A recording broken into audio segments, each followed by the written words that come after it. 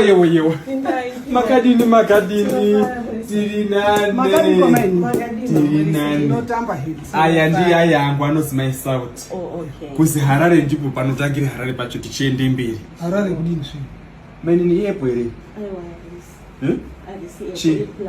Pamusoro. Nditambize yote. Nice. Saka ndo munotangira kuGlowa manje. Kubvira ku higher bar tichienda kuma lower bar. Higher bar ndezvekuti muchisvika mubosha vanhu vanoshati ndiani ko. Vanhu vanotanga kubvunza ndiani ko. Mati kwanyana. Handili higher bar. Hapana ana. Ndo bana pane lower bar. Ndipe maintenance. Wondi pane exfoliator. Munembe nyuma kagaya. Ndoti munga makatsvukira. Handitika. Kuzi lendo zvinotoona kuti lendo ndinde apo. Unode kubuda achiti nyaka aka. Makoyo ngaende pamunhu. Muno pamanyaso kudini? Kwanyana.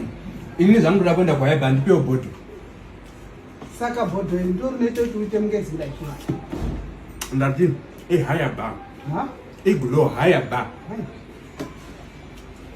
Right. Mine Shandabi zita panapa. Chidi panapa.